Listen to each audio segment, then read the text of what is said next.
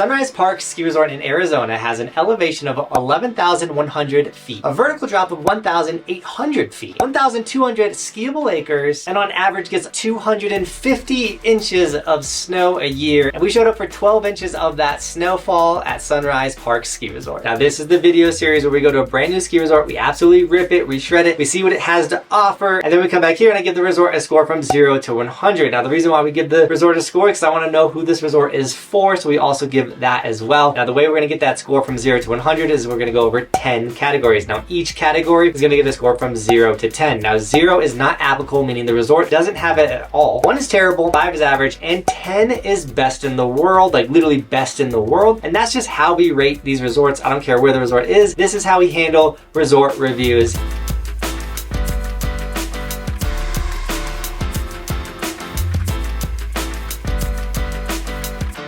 Now the first category, lift prices. How expensive is it to ride at Sunrise? Well, coming in at $89 for the day. That's actually pretty rad. It's a pretty big ski resort. So I thought $89 for the day was pretty fair. So I gave him a 6 for the price because that's the weekend price. It actually gets a little cheaper if you show up on the weekday. Now lodging, ski in, ski out. I didn't see ski in, ski out, but they do have the Sunrise Park Lodge. It's on their website. They have king rooms and queen rooms. It looks really nice. Once again, I didn't actually see this place, but they do have it if you want to stay at Sunrise. That is an option for you. So I gave him a 5 for lodging. It looks really rad online. Now, ease of access. How easy is it to get to Sunrise? Well, if you flew into Phoenix, Arizona, you're looking at about a 4-hour drive. Or if you flew into Albuquerque, you're also kind of looking around a 4-hour drive to get there. Not the easiest ski resort to get to. You're probably driving there, and the drive wasn't horrible. You actually, at one point, you kind of drive through a really red canyon if you're coming from the Phoenix side. So it's not like the hardest place to get to, but it's also not the easiest. So when it came to the ease of access, I gave them a 3. Not the most gnarliest mountain driving you're going to deal with. But if it is snowing, they don't do a great job clearing the roads. We experienced that. Now, if you're wondering why we went to Sunrise Ski Resort in Arizona, it's because we have this crazy goal to ride every single ski resort in the United States, and you guys can track our progress by going to resortskimaps.com. Now, this is the resort map of every resort in the United States. Where all the green snowboarders are the resorts that we have been to. You can click on the little green guys and watch our videos at that resort. If the snowboarder is red, that means we haven't been there yet, but it doesn't mean we are not coming. You can check the top right-hand corner for our travel schedule for the upcoming season. See if we're coming your way, then you guys can take off of work and come straight with us, which is super awesome. Once again, we have this goal to ride every resort in the United States, and you can just track that progress there. But also, I use Resort Ski Maps to plan all of my ski and snowboard trips. It's literally one of the most handy tools for skiing and snowboarding. Once again, that's resortskimaps.com, linked in the description. Now, lifts. How are their chair lifts? We got to get up the mountain, and I give them a 1. Terrible. And here's my reasons why I gave them a horrible score on the lifts. They do have 5 lifts, but they actually have more, but some of them are like broken down and decommissioned. It's almost like, I've seen this before at a ski resort where parts break, things. I don't know the full story, but you would love to see resorts fixing their chairlifts or keeping them open. When you show up to a resort and you see 2 broken down lifts that just aren't in use anymore, they've actually taken them off the ski map, you're like, what the heck? Like a whole peak of the ski resort is unrideable now in a way. I mean, you could traverse over, but like the lift is gone that access that peak. You're like, come on, what? Like on top of that, there was a bunch of chairs that had tape on them. I don't know if we even have a shot of this, but they had like, don't sit on this chairlift tape. And then at one point, one dude like ripped the bar open and sat on this, like, who knows what was wrong with this lift, and the lifty let him up and didn't stop the chair, and you're just like, what is going on? So like not fixing chairs that are on chairlifts that are moving, not fixing chairlifts in general, and then you're losing whole peaks of your mountain. It's like terrible. Definitely could use some work on their chairlifts. But we got up and then we had to get down. How were their runs? Well, we're a little jaded because we had a foot of POW, so we were getting insane lines down Sunrise Mountain, riding a bunch of rad POW, but that was short-lived because it got pretty flat. And then the amount of snow we had was too much snow, and we kept getting stuck in spots or like had to strategically pick lines, because if we took one line, or we couldn't get to a steep line because they're so flat prior to that run. So that was a little frustrating, but once again, that was not the resort's fault in a way. It was the amount of snow that we got. But the runs were fun. It looks like you probably can't ride the trees too much. On the other peaks, there might have been better tree riding. But overall, when I thought of the runs, I gave them a 4 for their runs. Steep and then flat. Or flat and then steep and then flat. It's kind of like Wolf Creek.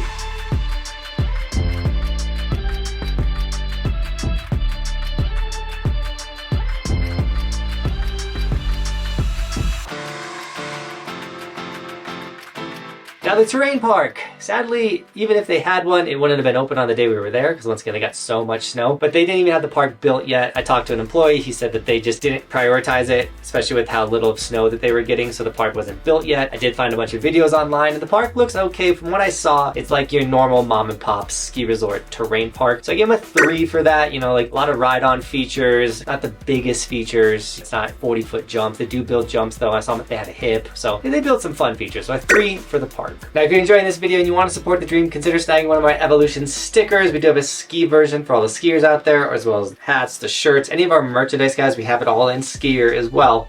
Skier. It's all linked down below. It does support the dream and it allows us to travel and do all this stuff. So thank you so much to everyone that does snag the merch so we can go ride every single resort in the United States. Now, food. This was the thing about the ski resort that blew my mind. Tons of infrastructure. A lot of lodges, a lot of daytime lodges, a lot of newish looking buildings in a way. They literally had 8 places that you could go and eat food. Now, they weren't all open on the day we went because it was a weekday, but on the weekend or in the summertime, I'm sure they fire all these things up. But you get your typical ski resort food, and then you have like nicer lodge food. And so I gave them a 7 when it came to food. 8 options at a small resort this size. That's a ton of options for food. So a 7 for the food.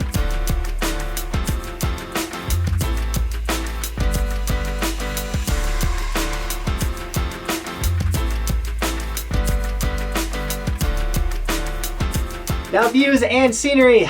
I kind of need the locals to chime in. Let me know if I got this one right, because we couldn't see anything. It was absolutely puking while we were there. It was really a rad day. Probably one of the best, you know, days in a way. I mean, maybe 3 inches would have been better than 11, 12, but we couldn't see any of the mountains. When I saw online, there's not really any mountains. It looks kind of flat all around it. It looks like those mountains are the mountains in that area. So I gave them a 3 for views and scenery, kind of overlooking kind of some flats, everything like that. Like the mountains in that area, you're on them. It's not like you're on a mountain looking at other mountains. So yeah, a 3 for views and scenery. Let me know if I got that one right or wrong. Now, employees. Now, an employee can make or break your day on the mountain. You can have an employee that goes above and beyond and, you know, does all your rentals correctly and you go out on the day and have an incredible day, or they can put you in like too big of skis, too big of boots, and then like you have a horrible day because the employee just rushed you out of the building. I know I personally had an experience at Keystone with an employee that would ruin your vacation. You can check that video out right there. But that's why we cover employees, because also on this day, we had some interesting mixes with employees. Now, I am taking the day we had with a grain of salt because these dudes probably don't ever get a foot of snow, or it's not very common for them to get a foot of snow. So they were doing their best dealing with like a weekday, not everyone working, so much snow type of situation. But once again, the employee letting that guy go up the lift on the broken chair, that was dangerous in itself. Got a little bit of attitude from a couple employees.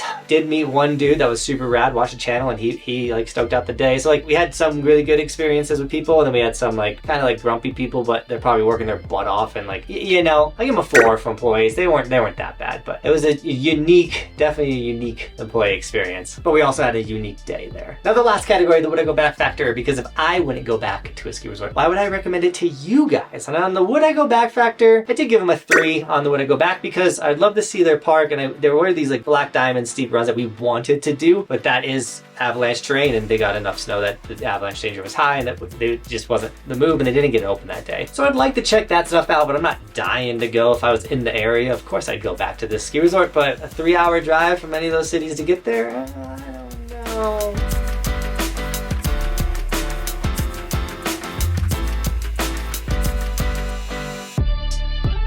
Now, before I tell you the score from 0 to 100, consider checking out the resort review playlist right here so you can see if we reviewed your ski resort or any other resorts that you're interested in going to. So check out the resort review playlist right there, or once again, go back to resortskimaps.com. You can categorize the scores literally on the website and see what's a 80, a 70, a 60 level resort, because that's where I want to ride. Now, the score for Sunrise from 0 to 100, what did they get? They got a subscribe.